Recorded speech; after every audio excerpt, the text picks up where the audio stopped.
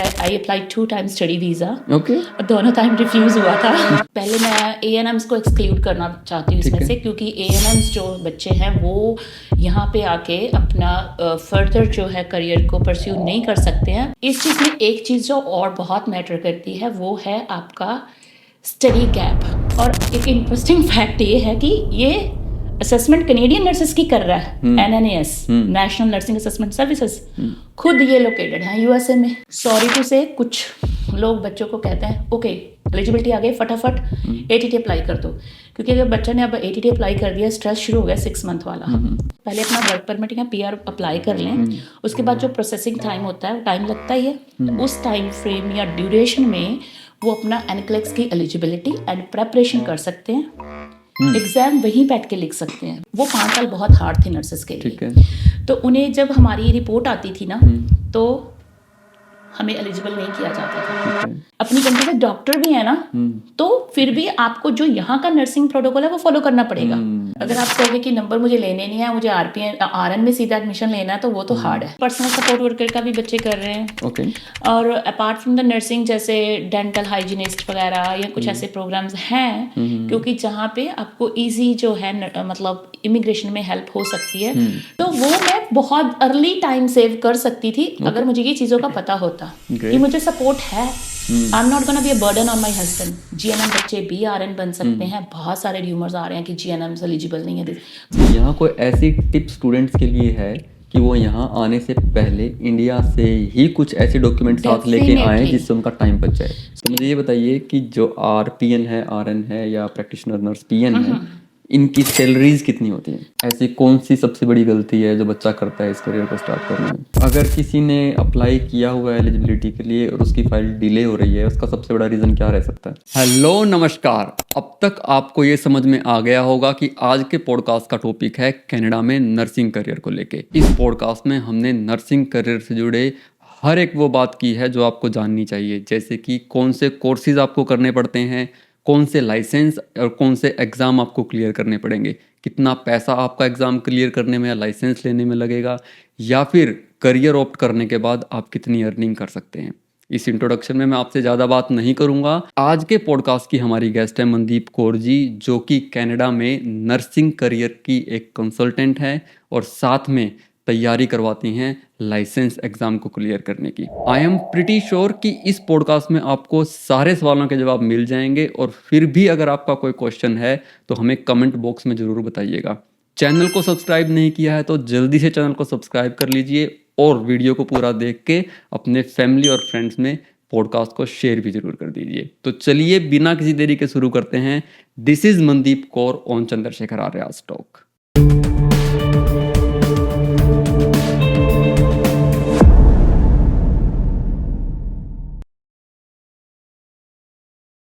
मनदीप कौर जी, नमस्कार, सत श्री अकाल। नमस्कार जी, कैसे हैं आप? एकदम बढ़िया, आप बताइए आप कैसे हो? बहुत बढ़िया, कृपा भगवान की। हाँ जी, मनदीप जी, सबसे पहले आपका बहुत बहुत धन्यवाद, क्योंकि आज आपने एक ऐसे करियर पे बात करने के लिए यस बोला इतने शॉर्ट नोटिस पे, जिसकी अभी बहुत ज़्यादा ज़रूरत है न्यू इमिग्रेंट्स को और स्टूडेंट्स को इस प्रोफेशन के बारे में जानने के लिए। और हमारी इस पॉडकास्ट सीरीज पे आपका बहुत बहुत स्वागत। Thanks again. मुझे बहुत खुशी हो रही है कि हमने इस टॉपिक को हाईलाइट करने की कोशिश की है और हम इस पे बात करेंगे एंड ज़्यादा से ज़्यादा लोगों को इसके बारे में पता चलेगा। And I am happy to share my all the thoughts, views और जो भी मेरे पास अब तक की यू कैन से कि प्रैक्टिकल नॉलेज है, जो क्योंकि मैंने खुद एक्सप्लोर किया है सारा कुछ, तो वो मैं शेयर करूँगी तो शायद लोगों को ज़्यादा नॉलेज हो जाएगी। बिल्कुल, पॉडकास्ट का फॉर्मेट बना ही इसीलिए है कि आपकी जो लाइफ लर्निंग्स हैं, हाँ वो एक वीडियो के माध्यम से, एक स्टोरी के माध्यम से लोग उससे सीख पाएँ। और क्योंकि हम आज बात करने वाले हैं नर्सिंग के करियर की, और आपने इंडिया में भी काफ़ी काम किया है इस सेक्टर के अंदर, एंड देन कनाडा आने के बाद भी आपने अपने मेन सेक्टर में उसी में ही बनाए रखा।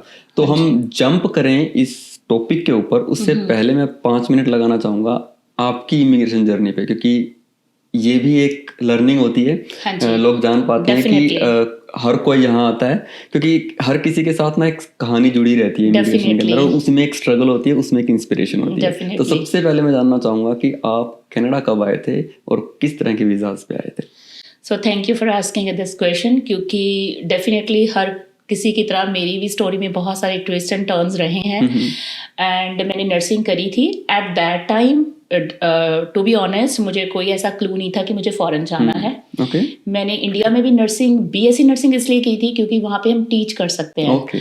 तो वो एक जो टीचिंग का एक पैशन है, या हिंदी में कहने एक कीड़ा है दिमाग में, शुरू से ही था ठीक है। कि मुझे था कि आफ्टर डूइंग बीएससी नर्सिंग, तो आप ये ग्रेजुएट एक डिग्री है, तो इसके बाद हमें वहाँ पे स्कोप होता है कि आप सीधा पढ़ा सकते हैं कॉलेजेस में। तो उसी मोटिव को मैंने माइंड में रखते हुए बीएससी नर्सिंग करी थी। एंड मैंने टीचिंग करनी शुरू की। एंड ऑन द वे जब मैं टीचिंग कर रही थी, तो पहले मैंने ऑस्ट्रेलिया का वीज़ा अप्लाई किया था। And everything was in process on the way. And तभी जैसे कि मेरी एंगेजमेंट हो गई, एंड मेरे स्पाउस ने बताया कि नहीं, we will move to other country, not in Australia, क्योंकि ऑस्ट्रेलिया में उन्हें ऐसा लगा कि कुछ चैलेंजेस हैं, तो हमें कनाडा में जाना चाहिए। तो फिर मैंने अपनी फाइल वहाँ से विड्रॉ की and I apply 2 times study visa. दोनों टाइम रिफ्यूज़ हुआ था। And on that time it was बहुत स्ट्रेस होता है जब कौन से ईयर में रिफ्यूज हुआ था? हाँ जी, तो मेरी मैरिज 2009 के एंड में हुई, और 2010 में मैंने 2 बार स्टडी वीज़ा अप्लाई किया, बैक टू बैक। क्योंकि जैसे जैसे हमें कंसल्टेंट गाइड करते हैं, क्योंकि गाइडेंस मैटर्स अ लॉट। तो पहले मैंने सितंबर में किया, रिफ्यूज़ हो गया। फिर मैंने दिसंबर में करा, वो भी रिफ्यूज़ हो गया। And I was kind of disappointed. And on the same time मुझे अभी भी वो लेडी का नाम याद है, उनका नाम प्रीति था। And she was working with किसी बहुत अच्छी रिनाउंड कंसल्टेंसी के साथ वो वर्क कर रहे थे। And I come to know कि वो बहुत अच्छा गाइड करती हैं। तो मैंने सोचा क्यों ना अच्छी गाइडेंस ली जाए, क्योंकि मैं ऐसी पर्सन नहीं हूँ कि हर जगह पैसे इन्वेस्ट करूँ। मैं हर चीज़ को अच्छे से एक्सप्लोर करती हूँ। तो फिर मैं जब उस लेडी को मिली और उन्होंने मेरी हिस्ट्री पूछी, एंड शी टोल्ड मी कि वाई स्टडी वीज़ा, आपने नर्सिंग करी है, आपके पास 1-2 साल का एक्सपीरियंस है, क्योंकि 9 and 10 2 साल ऑलरेडी निकल चुके थे। एंड शी टोल्ड मी कि you can go on permanent residency. तो इट क्लिक्ड माई माइंड कि अगर मैं पीआर जा सकती हूँ और विद फैमिली के साथ जा सकती हूँ, तो why not to try that rather than going as a struggler, क्योंकि बहुत स्ट्रगल एज ए स्टूडेंट, बहुत ज़्यादा। And to be honest, financially भी थोड़े चैलेंजेस थे उस टाइम, क्योंकि ऑलरेडी 2 बार स्टडी वीज़ा रिफ्यूज़ हो चुका था। तो मैंने यही सोचा कि वेट करनी चाहिए for the good time. And on the वे मेरा फिर बेबी हो गया था। एंड 2013 में मैंने फिर से रिसर्च करना शुरू किया और आइल्स करा दोबारा, क्योंकि तब तक वो एक्सपायर हो चुका था। एंड 2014 में आई कम टू नो कि हाँ, फेडरल स्किल्ड वर्कर का कुछ प्रोग्राम आया है।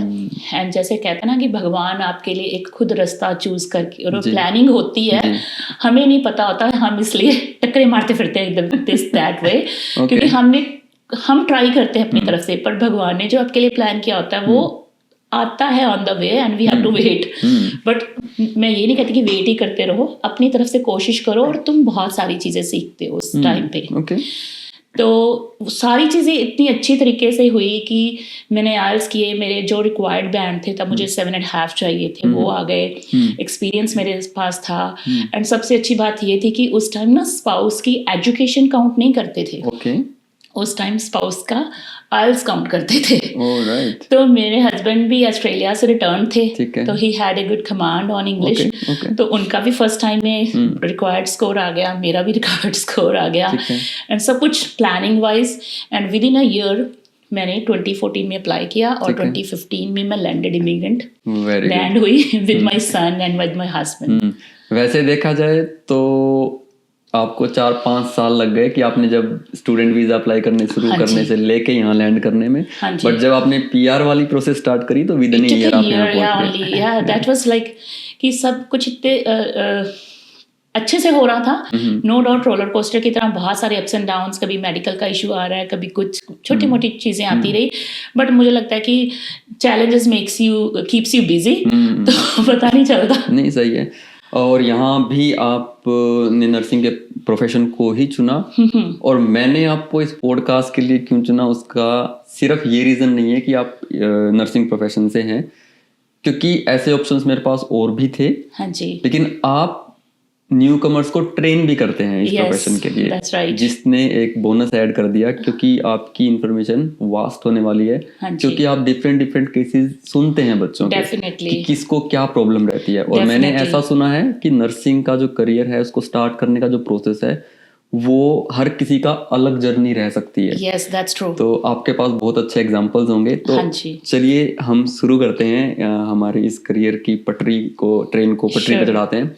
तो मैं चाहूंगा कि हम इसको ना 2 पार्ट में बात करेंगे, जितनी भी No हम बात problem. करेंगे। तो पहला पार्ट ये होगा कि जो नर्सिंग की एजुकेशन इंडिया से करके नया नया यहाँ आया है वो इस प्रोफेशन में कैसे घुस सकता Pursue है, कर सकते हैं। हाँ जी। कैसे स्टेप्स होंगे, कैसी लाइसेंसिंग होगी, या क्या कोर्स और करने पड़ सकते हैं। दूसरा पार्ट वो होगा जिसको यहीं से ही एजुकेशन लेनी है नर्सिंग की, Nursing एंड देन इसमें इसको अपना करियर परस्यू करना है, राइट। Sure. तो विल स्टार्ट की चलो इसको भी स्टार्ट करने से पहले बिल्कुल एक टर्मिनोलॉजी की बात करते हैं। जैसे इंडिया के अंदर हमें सुनने को मिलता है बीएससी नर्सिंग, एएनएम, जीएनएम, इस टाइप की चीजें सुनने को मिलती है। Yes. यहाँ ज्यादा से ज्यादा सुनने को मिलता है हमको जैसे आरएन हो गया आपका, और राइट, RPN, आरपीएन हो गया, देन आपकी नर्स प्रैक्टिशनर, एनपी हो गया, हाँ राइट। जी। तो ये 3 टर्म बहुत सुनने को मिलती हैं। थोड़ा बताइए इनके बारे में कि ये कैसे डिफरेंट हैं हमारी बीएससी और इन Sure. सब के। So thank you for asking me a very good question, क्योंकि बच्चों को पहले ना ये टाइटल्स ही समझ नहीं जी, आते exactly. हैं। तो टाइटल्स में ऐसे है कि जब हम इंडिया में होते हैं तो पहले मैं एएनएम्स को एक्सक्लूड करना चाहती हूँ इसमें ठीक है। से, क्योंकि एएनएम्स जो बच्चे हैं वो यहाँ पे आके अपना फर्दर जो है करियर को परस्यू नहीं कर सकते हैं, उन्हें दोबारा से स्टडी करनी पड़ती है। ग्राउंड जीरो से, यस, Okay. ग्राउंड जीरो से, ठीक अगर है। आपने एएनएम कर ठीक रखी है। है। अगर हमने जीएनएम करी है, हम्म, बीएससी करी है, एमएससी पोस्ट बेसिक, तो सबका प्रोसेस ऑलमोस्ट सेम रहता ठीक है। है। इस चीज में एक चीज जो और बहुत मैटर करती है वो है आपका स्टडी गैप। तो स्टडी गैप में मैटर करता है कि कब आपने लास्ट ग्रेजुएट हुए थे। ठीक है। और जैसे आपको पता है कि इमिग्रेशन के बारे में बहुत सारे लोगों को पता है और ये इजीली अंडरस्टैंड कर सकते हैं और रिलेट कर सकते हैं कि जैसे इमिग्रेशन में चेंजेस होती रहती हैं ना, वैसे ही हमारे नर्सिंग जो असेसमेंट प्रोसेस है इसमें चेंजेस होती रहती हैं। तो इंडिया में अगर आपने जीएनएम करी है तो आपको टाइटल मिलता है same, RN, registered nurse and registered midwife. Okay, अगर बीएससी भी करी है title will be the same, ठीक है। But the thing, the different will be, वो जीएनएम है वो डिप्लोमा होल्डर्स हैं और बीएससी डिग्री होल्डर्स हैं। Okay, so this is the difference. उसके बाद चाहे आप पोस्ट बेसिक करें, एमएससी करें, तो वो टाइटल आपका आरएन आरएम सेम रहने वाला है। तो हम कहते तो डिप्लोमा है, पर रजिस्ट्रेशन नंबर जो है आरएन आरएम सेम मिलता है। ठीक है। अगर हम कनाडा की बात करें तो अगर आप डिप्लोमा करते हैं तो आपको जो टाइटल है और रजिस्ट्रेशन नंबर है वो चेंज हो जाता है। ओके, इंडिया में चेंज नहीं होता ठीक है। इंडिया में आपने जीएनएम करी, जो आपको इनिशियली मिल गया रजिस्ट्रेशन नंबर, जी, वही आपका post MSc BSc post basic में कैरिड रहेगा, Makes वो sense. चेंज नहीं होता। ठीक है। बट कनाडा में अगर आप आरपीएन हैं, RPN is registered practical nurse, तो ये डिप्लोमा नर्सेज हैं जिनके साथ प्रैक्टिकल लगता है। जहाँ हमें इसे कहते हैं एलपीएन, लाइसेंस्ड प्रैक्टिकल नर्स। तो आरपीएन और एलपीएन सेम है। ठीक है। हमारे ही कनाडा में जैसे बीसी है तो वहाँ पे हम उसे एलपीएन कहते हैं, licensed practical nurse. Okay. Ontario में आरपीएन, आरपीएन बोल देते हैं। ठीक है। ठीक है। तो but the thing is they are diploma holders, ठीक है। They will carry a different licence number, ठीक है। पर एग्जाम उनको भी देना पड़ता है, लाइसेंसिंग एग्जाम। एंड आरएन जो है रजिस्टर्ड नर्स, ये यूनिवर्सिटी में ही आप कर सकते हैं। ओके, और इसका लाइसेंस नंबर डिफरेंट है। ओके। वो तो registered ये nurse है। आरपीएन से एक स्टेप ऊपर है। या डेफिनेटली, बिकॉज वो 4 years का प्रोग्राम है। तो वो उनके skills, job responsibilities, scope of जो है जॉब एंड नॉलेज सब डिफरेंट है। So you can say knowledge, judgement, skills सब चीज में डिफरेंट है आरपीएन या एलपीएन फ्रॉम आरएन। तो आरएन ज्यादा नॉलेज कैरी करती तो जो है। इंडिया से एजुकेशन करके यहाँ आ रहे हैं वो मोस्टली आरपीएन बनेंगे? नहीं, so that's another myth. Okay, क्योंकि हमें क्या होता है कि जैसे हमारे फ्रेंड्स ने करा वो हमें वैसी इंसाइट देते हैं जी, और हम उसी पाथवे पे चलते हैं, क्योंकि हमने शायद इतना एक्सप्लोर नहीं किया होता या हमें प्रॉपर सोर्स नहीं मिलता कि हम कहाँ से गाइडेंस लें। तो ये मेरे साथ हो चुका है। ठीक है। क्योंकि मेरी फ्रेंड आई थी, उसने पहले आरपीएन करा। ठीक है। She told me, Mandeep RPN पहले कर लो, इजी है, फिर आरएन पे फोकस करना। I listened her and I did the same way, to be honest. Okay. पर आजकल हमें डायरेक्ट अपॉर्चुनिटी मिल जाती है आरएन की एलिजिबिलिटी। इसमें भी मैं बता देती हूँ कि हम जब नर्सिंग करके आते हैं वहाँ से, इंडिया से, हमें पहले अपने डॉक्यूमेंट्स जो हैं नर्सिंग बोर्ड या जो भी असेसमेंट बोर्ड्स इन्होंने बनाए हैं वहाँ से असेसमेंट करवानी पड़ती है। असेसमेंट होने के बाद हमें ये रिपोर्ट मिलती थी कि हाँ आप एग्ज़ाम लिख सकते हैं या आपको कुछ एक्स्ट्रा स्टडीज़ करनी पड़ेंगी। ओके। तो टाइम वाइज अगर मैं बात करूं तो 2014 दिसंबर तक इट वाज वेरी इजी। ठीक है। हम डायरेक्ट अपने अपने नर्सिंग बोर्ड में एप्लीकेशन पुट इन करते थे और नर्सिंग बोर्ड डायरेक्टली हमारी एप्लीकेशन असेस करता था। Nursing board in the sense कि अगर हम अंटारियो में हैं तो हमारा बोर्ड है college of nurses of Ontario. ठीक है। अगर हम बीसी में हैं तो British Columbia nurses and midwives. Winnipeg का अलग से था। हर अपनी प्रोविंस का अलग अलग बोर्ड था और अलग अलग बोर्ड अपनी अपनी तरह से एवेलुएट करते थे।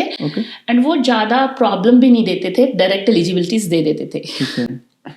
अब एलिजिबिलिटी मिल गई बच्चे को, जीएनएम को भी मिल रही थी और बीएससी को भी मिल रही थी आरएन के लिए। क्यों? क्योंकि इंडिया में हमारे पास सेम ही रजिस्ट्रेशन होती थी, तो सबको एलिजिबिलिटी मिल रही थी। तो प्रॉब्लम क्या हुआ, जब इतनी इजी चीज़ें मिलने लगी तो ज़्यादा नर्सेज आके एग्जाम पास करने लग पड़ी, तो पब्लिक सेफ्टी रिस्क पे आ गई। यस। तो जब पब्लिक, क्योंकि नर्सिंग बोर्ड का मेन काम है पब्लिक प्रोटेक्शन। ठीक है। तो जब बहुत सारी कंप्लेंट्स आने लगी एंड फिर आपको तो होता रहा थोड़ा सा रेसिज्म का चक्कर पड़ता है कि हाँ ये नर्सेज आ रही हैं तो थोड़ा ज़्यादा खराबी हो रही है। तो जनवरी 1 2015 से दो चीज़ें चेंज हुई। एक तो जो कनाडा एग्जाम ले रहा था उसने वो एग्जाम बंद कर दिया नर्सेस का। ओके। वो एग्जाम का नाम था Canadian registered nurse examination, CRNE। ठीक है। तो उन्होंने कहा कि हम ये सिस्टम बंद करके नया सिस्टम अडॉप्ट करेंगे असेसमेंट का। तो वो नया सिस्टम था NNAS, national nurses assessment services. तो ये आया पिक्चर में सिंस जनवरी 1 2015। ठीक है जी। तो मैं 2015 में आई थी। तो मुझे ये सारी चीज़ें करनी पड़नी थी। तो क्या कि मैं आई हूँ अक्टूबर में, तो मुझे पूरा था आइडिया कि ये सारी चीज़ें हमें करनी पड़ेंगी मुझे। ठीक है। तो तब से क्या हुआ कि जो असेसमेंट प्रोसेस था वो प्रोविंस वाइज बंद हो गया। जो पहले इंडिविजुअली प्रोविंसेस कर रही थी वो बंद हो गया। NNAS क्या करता था, सारी प्रोविंसेस के लिए असेसमेंट करता था। और एक इंटरेस्टिंग फैक्ट ये है कि ये असेसमेंट कैनेडियन नर्सेस की कर रहा है। NNAS, national nursing assessment services, खुद ये लोकेटेड है USA में। और ये इतना एक्सपेंसिव कर दिया था इन्होंने कि एक एप्लीकेशन का $1000। My goodness. तो अभी नया इमिग्रेंट जो आता है उसको तो पहले अपनी बेसिक नेसेसिटीज देखनी है या $1000 वहाँ पे स्पेंड करे। तो ये तो नहीं था कि कल 1000 स्पेंड करने से काम होने वाला था, क्योंकि तुम्हें नर्सिंग बोर्ड से भी डॉक्यूमेंट्स मंगवाने हैं, तुम्हें कॉलेज से भी डॉक्यूमेंट्स मंगवाने हैं, तुम्हें एम्प्लॉयर से भी मंगवाने हैं। तो ये सारा एक्सपेंस तुम्हें अराउंड $2000 में पड़ता था। तो इट वॉज क्वाइट एक्सपेंसिव। बच्चे आते ही एकदम से इसके बारे में सोच नहीं सकते थे। नहीं, हम थोड़ा सा मैं आपको कट ऑफ करता हूँ यहाँ पे। दो टर्म्स में हमने बात कर ली थी, आरपीएन के बारे में और आरएन के बारे में। एक थर्ड टर्म और होती है जो कि कनाडा के अंदर प्रचलित है। हाँ जी। उसके बारे में थोड़ा बताइए। तो नर्स प्रैक्टिशनर के बारे में तो क्या होता है कि पहले अगर आप कनाडा में पढ़ रहे हैं तो कनाडा में ऐसे होता है कि अगर आपको डिप्लोमा होल्डर बनना है तो आप आरपीएन कर सकते हैं। तो अगर इन फ्यूचर आप सोचते हैं कि मुझे RN बनना है तो ब्रिजिंग है 3 years की। ठीक है। तो यू कैन बी RN की स्टडी करके एग्जाम दो। तो एग्जाम का नाम है NCLEX, नेशनल काउंसिल लाइसेंश्योर एग्जामिनेशन। तो वो एग्जाम बन करके आप RN बन सकते हैं। जब आप RN बन जाते हैं तो जैसे जैसे टाइटल बढ़ता है रिस्पॉन्सिबिलिटी बढ़ती है। तो अगर आप बनना चाहते हैं NP तो एज ए RN आपको अराउंड 4000 आवर्स वर्किंग आवर्स चाहिए। उसके बाद आप नर्स प्रैक्टिशनर की जो है टाइटल के लिए एग्जाम या यूनिवर्सिटीज़ में अप्लाई कर सकते हैं, क्योंकि हर यूनिवर्सिटी का अपना अपना एंट्रेंस होता है। आरएन से ऊपर आता है। Yes, definitely. तो इनके पास काफ़ी अथॉरिटी है। जैसे रूरल एरियाज़ में अगर डॉक्टर्स नहीं हैं तो वो पेशेंट को मेडिकेशन प्रिस्क्राइब कर सकते हैं। ओके। तो मतलब कि एनपी जो है इंडिविजुअली एक पेशेंट को टेक केयर कर सकती है और मेडिकेशन प्रिस्क्रिप्शन इंडिपेंडेंटली काम कर सकती है। Okay. So this is the difference. This is cool, this is cool. तो जैसे यहाँ पे आपने अकेला आरपीएन करना है तो आप अकेला आरपीएन करके रख सकते हैं। सीधा आपको करना है 4 साल की डिग्री तो आप सीधा आरएन भी कर सकते हैं। ठीक है। पर आरएन के बाद ही आप एनपी बन सकते हैं। ठीक है, this is cool. Same in India आप जीएनएम करके रखना है तो जीएनएम करके रख सकते हैं और उधर डायरेक्ट बीएससी भी कर सकते हैं। Up to you have both options. Okay. तो अगर आपने, क्योंकि अगर आपने आर्ट्स करा है ना तो आप बीएससी नहीं कर सकते, बीएससी नर्सिंग नहीं कर सकते। बीएससी नर्सिंग के लिए you have to have bio. या तो अगर लेट्स से आपने पहले सोचा नहीं था कि मैंने नर्सिंग करनी है तो आपने जीएनएम से स्टार्ट करा तो इसमें भी आप 2 इयर्स का प्रोग्राम पोस्ट बेसिक कर सकते हैं और बीएससी एन बन सकते हैं। ओके। बट अगर आप कनाडा का सोच रहे हैं आने के लिए तो यहाँ पे आके सारे एक ही लेवल पे हो जाते हैं, सबको एलिजिबिलिटीज मिल जाती है। ऐसे आगे बढ़ाते हैं कि केस बनाते हैं। हाँ जी। लेट्स से कि जिसने इंडिया में बीएससी नर्सिंग या जीएनएम किया हुआ है वो यहाँ आ जाता है। यस। आप दोनों तरीके से बताना, उसको एक्सपीरियंस है और उसको एक्सपीरियंस नहीं है। दोनों केसेस में वो यहाँ आके उसके नेक्स्ट स्टेप क्या होंगे जिससे वो अपना नर्सिंग का करियर स्टार्ट कर सकता है। ये बहुत अच्छा क्वेश्चन है। अगर जैसे आप कनाडा में एंटर हुए, ठीक है, एक्सपीरियंस है या नहीं है वो बात की स्टोरी है, असेसमेंट आपको करवानी पड़ेगी। ठीक है। तो क्या होता है यहाँ पे इंटरेस्टिंग बात ये है कि एक्सपीरियंस होना इतना मैटर नहीं करता जितना मैटर करता है गैप आपका, यानी कि स्टडी करे कितना टाइम हो गया। पहले स्टडी का गैप काउंट होता था, अब उसको इतना ज़्यादा हाईलाइट नहीं करते हैं। अब ये है कि अगर आपने स्टडी तो कर ली इंडिया में पर 3-4 साल काम ही नहीं किया तो that is counted as a gap. Okay. तो अगर आप यहाँ पे आएंगे तो आपका वो गैप काउंट होगा। ठीक है। अगर आप फ्रेश का आगे करके आ रहे हैं तो उसमें एक्सपीरियंस की जरूरत ही नहीं, क्योंकि अभी आपने फ्रेश करा है। ठीक है। और उसमें भी हर प्रोविंस का डिफरेंट रूल है। जैसे ओंटारियो में वो 3 साल कहते हैं कि विद इन, अगर आप 3 इयर्स हैं, with in 3 years of your study हैं या with in 3 years of your experience हैं और आपने बीच में ही अपना एग्जाम पास कर लिया, आपको लाइसेंस मिल जाता है। ठीक है। पहले ये स्ट्रिक्ट रूल था। ठीक है। अब आफ्टर कोविड इन्होंने ये कहा कि ओके 3 साल से ऊपर भी हो गए हैं पर आपने एनक्लेक्स एग्जाम पास कर लिया विद इन 5 इयर्स। कौन सा एग्जाम? एनक्लेक्स। ये रजिस्ट्रेशन नर्स एग्जामिनेशन है आरएनस के लिए। तो अगर आपने वो एग्जाम पास कर लिया तो एग्जाम पास करने के बाद भी वो आपको अपॉर्चुनिटी देते हैं यहीं पे 140 आवर्स करने के। ओके। एक्सपीरियंस गेन करने के लिए। हाँ जी। ठीक है। पहले क्या होता था कि अगर लेट्स से आपने एग्जाम पास कर लिया बट आपके 3 साल से ज़्यादा हो गए हैं, ठीक है, तो आपको यहाँ पे जहाँ तो पढ़ना पड़ता था, रिफ्रेशर प्रोग्राम करना पड़ता था। दूसरी अपॉर्चुनिटी होती थी कि जहाँ आप अपनी होम कंट्री में जाके काम करके आए। तो हर प्रोविंस के डिफरेंट आवर्स रिक्वायरमेंट है। ठीक है। ओंटारियो के लिए ऐसा कोई requirement number of prescribed hours नहीं है, आपने काम किया होना चाहिए। ठीक है। बट जैसे वही मैं बीसी की बात करूं तो बीसी कहता है कि with in British Columbia with in 5 years you should have 1125 hours. बहुत सारी चीजें हैं। Okay.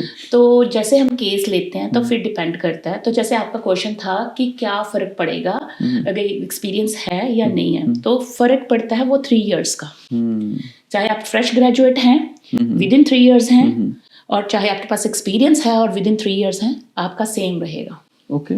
अगर आपने 3 साल से ज़्यादा टाइम वेट करते रह गए कि अभी करते हैं या अभी करते हैं, क्योंकि कई प्रॉब्लम होती है स्टूडेंट्स की डिसीजन मेकिंग में। ठीक है। तो इस प्रोसेस में टाइम कितना लग जाता है कि जब वो अप्लाई करते हैं इस लाइसेंस के लिए, अप्लाई करने के बाद एग्जाम देना पड़ता है? हाँ जी, तो ये सब अगेन वेरी गुड क्वेश्चन। तो जैसे मैंने कहा पहले एनएनएस था। एनएनएस की जो इवैल्यूएशन थी वो 3 मंथ्स में हो जाती थी जब मैं आई थी 2015 में। धीरे धीरे कोविड आ गया, एप्लीकेंट्स भी बढ़ते गए, तो ये प्रोसेसिंग टाइम हो गया 1 ईयर तक एक्सटेंड। ओके। एक साल तक रिपोर्ट ही नहीं आ रही थी। तो जब रिपोर्ट ही नहीं आएगी तो बच्चा फर्दर कैसे परस्यू करेगा करियर। तो नर्सिंग काउंसिल के ऊपर भी स्ट्रेस होगा कि अभी स्ट्रेंथ कम हो गई है, तो उन्होंने एक नया रूल कर दिया, स्पेशली ओंटारियो ने, कि अगर आपने NCLEX एग्जाम पास किया है, चाहे अमेरिका से ही किया है, हम उसे एक्सेप्ट करेंगे। ओके। तो थोड़ा चेंजेस इजी करा उन्होंने। तो ये टाइम था कि 3 ईयर से 1 ईयर तक, 3 मंथ से 1 ईयर तक गया, फिर थोड़ा थोड़ा कम होते होते 6 मंथ तक आ गया। और अभी जैसे नए प्रोसेसेस आए हैं, जैसे नोवा स्कॉशिया में हम डायरेक्ट एप्लीकेशन पुटअप कर सकते हैं, तो अब नोवा स्कॉशिया NNS करने की जरूरत नहीं है, क्योंकि वहाँ पे एक तो $1,000 लगते हैं। नोवा स्कॉशिया में विद इन कनाडा एप्लीकेशन हो जाती है, अनलिमिटेड चांसेस आपको मिल जाते हैं। एंड कोई फर्क नहीं पड़ता आप GNM है या BSc, IELTS आपको नहीं करनी पड़ती है, एंड मंथ एंड हाफ में आपको एलिजिबिलिटी मिल जाती है। That's quick one. तो यहाँ पे 2 स्टेप्स हैं, एलिजिबिलिटी एंड एग्जाम राइटिंग। तो जब हमें एलिजिबिलिटी मिलती है ना, एलिजिबिलिटी के बाद कोई टाइम फ्रेम नहीं है आपको एग्जाम कब लिखना है, it's up to the student कि कब वो प्रिपेयर्ड फील कर रहा है। जब भी मेरे स्टूडेंट मेरे पास आते हैं, मैं कभी ये नहीं स्टूडेंट को कहती कि ओके एलिजिबिलिटी आ गई है, उसके बाद हमें नेक्स्ट स्टेप करना होता है ऑथराइजेशन टू टेक टेस्ट, उसे हम शॉर्ट फॉर्म में ATT कहते हैं। तो वो अप्लाई करनी होती है। जब हम वो अप्लाई कर देते हैं ना, तब हमारे पास टाइम फ्रेम जो है 6 मंथ्स का होता है। तो तब हमें 6 मंथ्स में एग्जाम लिखना पड़ता है। ठीक है। सॉरी टू से कुछ लोग बच्चों को कहते हैं ओके एलिजिबिलिटी आ गई, फटाफट ATT अप्लाई कर दो, क्योंकि अगर बच्चा ने अब ATT अप्लाई कर दिया, स्ट्रेस शुरू हो गया 6 मंथ वाला। बच्चा कहाँ जाए कुछ नहीं मिल रहा, तो इसी मैडम से शुरू कर दो क्लासेस फटाफट। तो मेरा तो यही बच्चों को एडवाइस होती है कि बेटा देखो एलिजिबिलिटी है, मैं ये नहीं कह रही बैठे रहो, प्रेपरेशन करो, टेक योर टाइम, डिसाइड कौन से टीचर के पास आपको पढ़ना है। मेरे पास पढ़ना है, मोस्ट वेलकम, क्योंकि आपको जरूर देखना चाहिए कौन टीचर आपको डेमो क्लास दे रहा है, किसके पास क्लिनिकल एक्सपीरियंस है, क्योंकि आपको कनाडा में काम करना है, तो बुकिश नॉलेज पे तो आप काम नहीं कर सकते। Okay, make sense. तो जो टीचर के पास क्लिनिकल एक्सपीरियंस है, वो आपको यहाँ का स्ट्रक्चर बताएगा कि कैसे काम कर सकते हैं। यहाँ थोड़ा सा रुकते हैं। हाँ जी। जो इंडिया से अपनी एजुकेशन करके आया है, तो मुझे इतना समझ में आया कि पहला स्टेप है एलिजिबिलिटी अप्लाई करना, डेफिनेटली, और पक्का उसमें कुछ डॉक्यूमेंट भी लगते होंगे।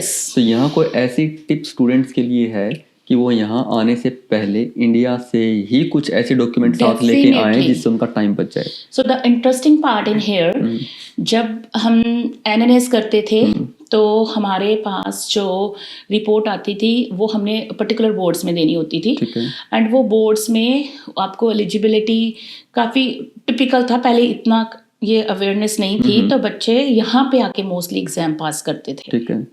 But now days it's a good thing कि नोवा स्कोशिया की काउंसिल को ये मैटर नहीं करता आप कहाँ पे हो। अच्छा। तो ये काम अगर आप टाइम सेव करना चाहते हो तो इंडिया से शुरू कर सकते हो। तो आप अपना एलिजिबिलिटी इंडिया बैठे अप्लाई कर सकते हो। यस डेफिनेटली, एंड एग्जाम भी इंडिया में बैठ के लिख सकते हो। वाओ, क्या बात है। तो मेरे पास बहुत सारे मेरे स्टूडेंट्स हैं जो इंडिया से प्रिपरेशन करते हैं और वहीं से एग्जाम पास करके आते हैं। ये बहुत बढ़िया है, क्योंकि मैं क्या देख रहा हूँ कि अगर कोई बंदा यहाँ आता है और 1 साल लग जाना है अगर मान लो इस प्रोसेस में, तो उस वक्त या तो वो दूसरी जॉब ज्वाइन करेगा, क्योंकि उसको अभी तो काम करने नहीं दे रहे नर्सिंग का, और वो कितना स्ट्रेसफुल हो जाने वाला है, क्योंकि खर्चे तो यहाँ स्टार्ट हो जाएंगे ना। पर इंडिया में बैठे भी आपके खर्चे नहीं है, आप अपने घर पे बैठे हो, कम बिल्स नहीं पे कर रहे हो, राइट? तो this is a very good tip. So यही बात जो आपने भी बात कही है कि आप अपने घर पे बैठे हो और कोई बिल पे नहीं कर रहे हो, तो मैंने भी रिसेंटली इंडिया गई थी और मैंने बच्चों को इसी बात पे स्ट्रेस आउट किया था कि देखो आप आपके पास स्किल है, आप नर्सेज हो ऑलरेडी, आप कोई ग्रेड 12 के स्टूडेंट्स नहीं हो कि जिसको अभी स्किल सीखना है, you are already skilled professionals. तो रादर देन डूइंग रश, आप या तो वर्क परमिट पे जाओ या PR पे जाओ। कोई भी चीज हम सोच लेते हैं कि हार्ड है तो कभी नहीं होने वाली। जैसे कि मोस्टली बच्चे IELTS से डरते हैं इंडिया में, तो कहते हैं हमारे तो IELTS में स्कोर ही नहीं आएंगे, हम PR या वर्क परमिट कैसे अप्लाई करेंगे, ट्राई करने से सब कुछ हो सकता है। ठीक है, तो अगर वो इंडिया से वर्क परमिट या PR पे आते हैं और जो पहले अपना वर्क परमिट या PR अप्लाई कर लें, उसके बाद जो प्रोसेसिंग टाइम होता है वो टाइम लगता ही है, उस टाइम फ्रेम या ड्यूरेशन में वो अपना NCLEX की एलिजिबिलिटी एंड प्रेपरेशन कर सकते हैं। एग्जाम वहीं बैठ के लिख सकते हैं। मेरे बहुत सारे स्टूडेंट्स, अभी मेरे पास लास्ट ईयर स्टूडेंट थी, अभी वो इंडिया भी नहीं आई भी नहीं है यहाँ पे। Okay. She is already like RN from Nova Scotia, one is already RN in Alberta. तो अभी जब यहाँ पे आएंगे तो जिस भी प्रोविंस में उन्हें रहना होगा वहाँ पे वो अपना लाइसेंस ट्रांसफर कर सकते हैं। Okay, that's cool.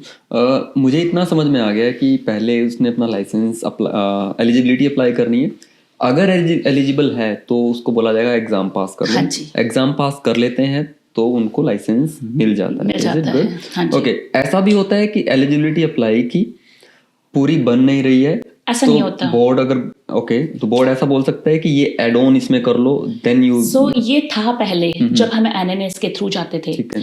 वो कभी भी हमारी रिपोर्ट इक्विवेलेंट नहीं निकालते थे। ठीक है। तो हमें हमेशा एक्स्ट्रा 2 चीजें थी, आपके पास ऑप्शंस थी, जैसे 2015 से लेके 2019 2020 तक, जब तक इजी नहीं हुई थी चीजें। तो जैसे 2020 के बाद तब बहुत सारी चेंजेस आई और इजी हो गया, पर वो 5 साल बहुत हार्ड थे नर्सेस के ठीक है। लिए।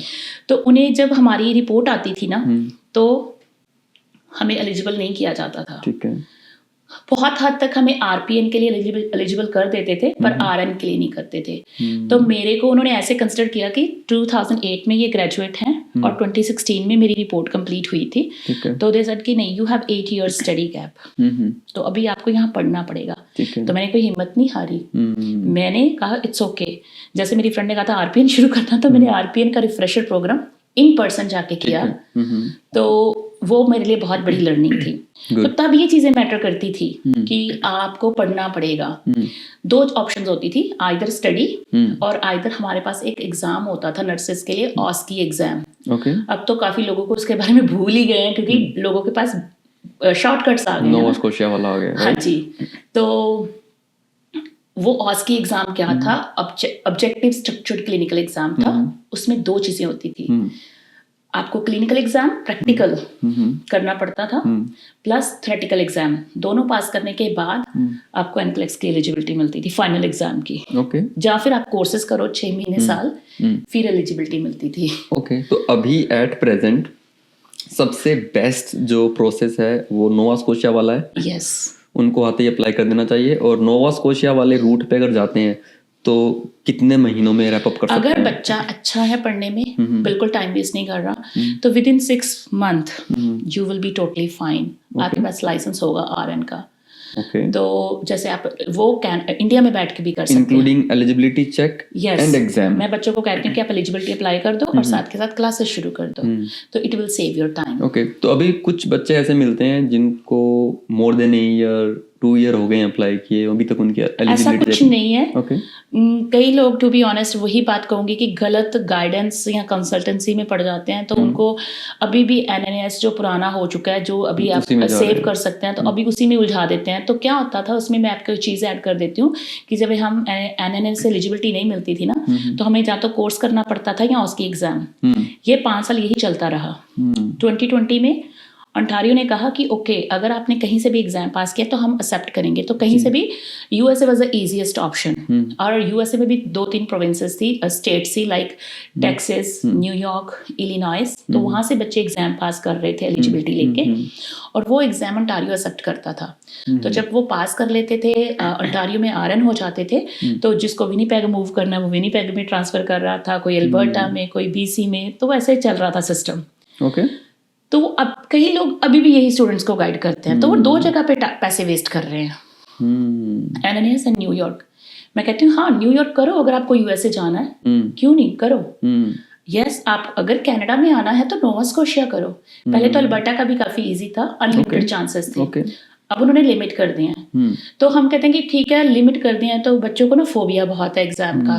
तो हम कहते हैं कि ठीक है, फोबिया है, and that's fair enough. Exam का फोबिया किसको नहीं होता। बिल्कुल बिल्कुल बिल्कुल। अब अगर मान लो कि किसी भी नए बच्चे ने एग्जाम भी पास कर लिया, तो एग्जाम पास करने के बाद लाइसेंस ऑटोमेटिक आ जाता है या लाइसेंसिंग भी कहीं और अप्लाई करनी? बेसिक रिक्वायरमेंट्स हैं, क्योंकि जब आप एग्जाम पास करते हो उसी डायरेक्ट बोर्ड में आपका रिजल्ट चला जाता है। ठीक है।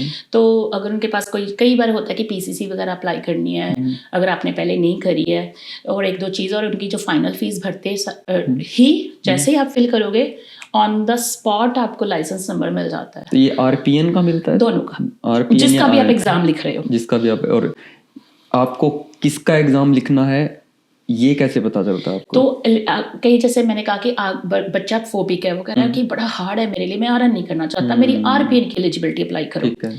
तो हम उसकी आरपीएन की कर देते Got हैं। it. जो कहता है मुझे मेरी आरएन की करो, हम उसकी आरएन की कर देते हैं। कई बच्चे कहते हैं हमारी दोनों कर दो, विल सी कौन सा एग्जाम हम दे सकते हैं। ठीक है, तो आरपीएन करने के बाद, पास करने के बाद, जॉब करने के बाद वो आरएन फिर से कर सकता है, राइट? यस, पर मैं आइडियली ये सजेस्ट नहीं करती, यू नो क्यों? क्योंकि देखो पहले एक एग्जाम पे कितना एनर्जी लगती है हमारी, पास करना इजी नहीं है ना? पढ़ो, एग्जाम पास करो, और फिर जॉब ढूंढो, जॉब करो, और फिर तुम सोचोगे अच्छा मैं आरएन करती हूँ। Why not to spend the same energy on that exam, और एक दो बार ट्राई करो, नहीं होगा तो आरपीएन तो फिर कर ही सकते हो, That's good. है ना? Why to start from the key? अगर आपके पास अपॉर्चुनिटी है तो क्यों छोड़नी वो अपॉर्चुनिटी? बच्चे कहते हैं हमारा गैप है, हम काम कैसे करेंगे? तो मेरी उनको एक ही सजेशन है, भाई देखो मैकडॉनल्ड्स में जाके काम कर रहे हो, सबवेज में, इंडिया में कौन से मैकडॉनल्ड पे काम करा है आपने? इंडिया में कौन से सबवेज पे किया है? यहाँ पे आके ट्रेनिंग ले रहे हो। तो जब आप जाओगे एग्जाम पास करके तो वो आपको पेशेंट तो देने वाले हैं नहीं राइट अवे, तो आपको वो ओरिएंटेशन देते हैं जी। तो वो ओरिएंटेशन जो है वो भी आप पे डिपेंड करता है कि आप अगर नहीं कंफर्टेबल ना तो you can request for more orientation. तो अगर आप इंडिया से नर्स हो, थोड़ा बहुत सीखा है, एग्जाम पढ़ा है, उसमें भी सीखा है, तो इतने में श्योर तो है या कि 3 हफ्ते में हम सीख ही लेंगे। तो why to lose that opportunity? जी। थोड़ा इंटरेस्टिंग बात करते हैं नंबर्स के बारे में और पेनिस यानी कि पैसों के बारे में, डॉलर्स के बारे में बात करते हैं। Sure. आपने वो यूएस वाले पैटर्न पे तो बताया कि $1000 का फीस लगता है। मुझे नोवा स्कोशिया वाले पे बताइए। बहुत कम। सिर्फ एग्जाम की फीस नहीं, मुझे ये बताइए कि एलिजिबिलिटी चेक पे कितनी फीस लगती है, एग्जाम की कितनी लगती है, एंड देन मोस्ट प्रोबेबली सभी स्टूडेंट एग्जाम की प्रिपरेशन भी करते हैं, राइट? तो वो कितने टाइम की प्रिपरेशन होनी चाहिए, उसमें कितना पैसा लग जाता है, और देन लाइसेंस मिलने तक पूरा कितना पैसा लगता है? तो मैं आपको पहले बता दूं कि जब एनएनएस था तो 1000 तो उनकी स्टार्टिंग की फीस ही थी। उसके बाद जैसे रिपोर्ट आई तो रिपोर्ट आपने नर्सिंग काउंसिल में ऐड करी, तो वहाँ पे भी आपको बेसिक उनका 350 से 400 का फीस था, जो बढ़कर अब तक लोग नर्सिंग काउंसिल ने 450 तक कर दिया। वो 450 पे करी, फिर उसके बाद अपने एग्जाम की तैयारी की और एग्जाम के लिए ऑथराइजेशन अप्लाई करी, उसका भी अराउंड 400 एक्सपेंस है। 400, 800 वो 1000, सो अराउंड 2000 हो गया। जब आप काम कर रहे थे 1000 आपका तब लगा क्योंकि डॉक्यूमेंट्स मंगवाए थे, तो अराउंड 3000 आपका इन्हीं काम धाम पे लग गया, और प्रेपरेशन के अलग चार्जेस, तो अराउंड 5500 6000 का एक्सपेंस था। ओके, और अब इस नोवा अब ये कट ऑफ हो गया, क्यों? क्योंकि एनएनएस का 1000 गया, जो नोवा स्कोशिया की अपनी पोर्टल फीस है वो सिर्फ $57। Okay, that's good. और $57 के अलावा आपको क्या खर्चना है? सिर्फ आपकी नर्सिंग काउंसिल की फीस। तो इंडिया में कोई भी नर्सिंग काउंसिल मेरे दिमाग में ऐसा अब तक नहीं है कि जिसकी फीस ना 5000 से ज्यादा हो रुपए। हाँ, इंडियन 5000 रुपीज, तो $110 हो गए। $100 आप 110 लेके चले, क्योंकि 6000 लगा के चलो तो $100 या कुछ भी, तो $160 हो गए, क्योंकि वो 57 है, ये 110, तो $160 हो गए। $160 ये, और जब आपको एग्जाम करना होता है तो 400 वो तो लगने ही लगने थे, जो उधर भी पे करें इधर भी पे करें, तो 400 550 एंड एक 150 और पे करने होते हैं, वो भी नर्सिंग काउंसिल की अपनी फीस है 700। That's all. Okay, that's cool. और जिस बंदे से करवा रहे हो वो अपना 250 लेता है, 300 लेता है, या जो भी उसकी अपनी कंसल्टेंसी है, क्योंकि हर बंदे की अपने अपने चार्जेस हैं। ये कंसल्टेंट कौन है? ट्रेनिंग इंस्टीट्यूट से? So like me. ओके, तो जैसे अगर कोई बच्चा मेरे पास आया है तो उसको सारे प्रोसेस में हेल्प चाहिए, ठीक है, and I think it's very good to have that help, क्योंकि अगर मुझे नहीं पता है ना मुझे कौन से रास्ते पे जाना है, I will be keep thinking, आज जाती हूँ, कल जाती हूँ, परसों जाती हूँ, तो सोच के मैं महीना निकाल दूंगी। Make sense. और अगर मुझे पता है कि this is a right person, इसको कंसल्ट करने से मेरा अगले दिन से प्रोसेस शुरू है, तो why not to save that time. Great, okay.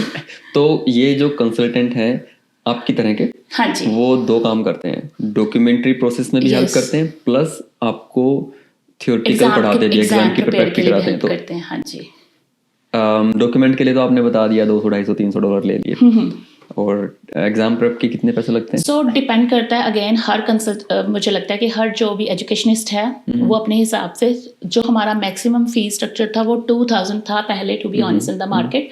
अभी वो कम होता होता थोड़ा कम हो गया, वो 1500 तक चला गया है क्योंकि कंपटीशन बहुत आ गया, बहुत सारे लोगों ने एग्जाम पास कर लिया है, तो everyone want to be a trainer. But बच्चों को यहाँ ये डिसाइड करना है कि कोई भी रैंडम ट्रेनर या एक्सपीरियंस्ड ट्रेनर। उसमें एक और चीज़ है, जिनका थोड़ा नेम फेम हो जाता है वो बंदे आगे हायर कर लेते हैं, वो नहीं देखते कि किसी को एक्सपीरियंस है या नहीं है। तो मुझे लगता है इससे एजुकेशन का जो लेवल है ना वो डिक्लाइन हो रहा है। ओके, कितने ड्यूरेशन का प्रिपरेशन होता है ये? तो वो भी अगेन डिपेंड करता है। कई लोग 2 मंथ्स पढ़ाते हैं, कई 3 पढ़ाते हैं, पर मेरे पास जो है मुझे ना बड़े कंफर्टेबल और हर चीज़ को एक्सप्लेन करने की आदत है, तो मैं 4 मंथ पढ़ाती हूँ। I can not cut short the things. Okay, आपने एक चीज़ बोली थी कि इंडिया में बैठा भी बंदा प्रेप भी कर सकता है और एग्जाम भी दे सकता है, एवरीथिंग कर सकता है, तो उनको किसी वीज़ा की जरूरत नहीं है इंडिया में बैठे? No, not at all. तो जब उनका पूरा लाइसेंस तक की बात आ जाए, लाइसेंस भी मिल जाता है बिना वीज़ा? क्योंकि हाँ, नोवा स्कोशिया का मिल जाता है, वो भी अगेन हर प्रोविंस का अपना है। ओंटारियो में आप जब तक यहाँ का कोई लीगल वैलिड डॉक्यूमेंट लाइक आपका वर्क परमिट या आपका पीआर या सिटीजन नहीं दिखाते हैं, तो आपकी एप्लीकेशन कंप्लीट नहीं होती है। नोवा स्कोशिया में वो स्टेप नहीं है। तो आप इंडिया में बैठे नोवा स्कोशिया का लाइसेंस ले सकते हो, एंड देन आपको ओंटारियो का लेना है तो पहले आपको यहाँ लैंड करना पड़ेगा। हाँ जी। तो नोवा स्कोशिया का लाइसेंस लेने के बाद क्या वो पीआर के लिए अप्लाई कर सकते हैं? हाँ जी, बिकॉज हमारी जैसे पीएनपीस होते हैं, प्रोविंशियल नॉमिनेशन प्रोग्राम्स हैं, तो आप ऑलरेडी शो कर रहे हो कि मैं ऑलरेडी लाइसेंस्ड है मेरे पास, है ना, और आपने स्कोर ले लिया, आपके पास कोई अप्रूव्ड वो भी है, एम्प्लॉयर भी है, तो definitely you can put your application. अब मान लो कोई बंदा ओंटारियो में ही बैठा था, यहीं बैठ के उसने नोवा स्कोशिया का एग्जाम लिखा, पास कर लिया। हाँ, एग्जाम लिखा, तो sorry I cut you of here. Exam की इंटरेस्टिंग बात ये है कि ये स्टैंडर्डाइज्ड एग्जाम है। ठीक है, चाहे आपने यूएसए के लिए लिखना है, चाहे आपने ऑस्ट्रेलिया के लिए लिखना है, चाहे कनाडा के लिए लिखना है, एक ही एग्जाम है, एनक्लेक्स एग्जाम।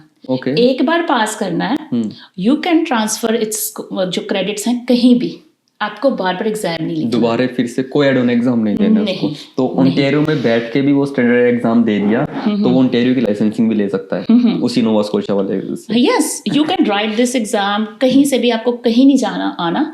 आप चाहे इंडिया से बैठ के लिखो, चाहे कनाडा में किसी भी प्रोविंस में नोवा स्कोशिया के लिए लिखो, आपको जाना कहीं नहीं है। You can be anywhere, any part of the world. You can start your assessment. You can write the exam.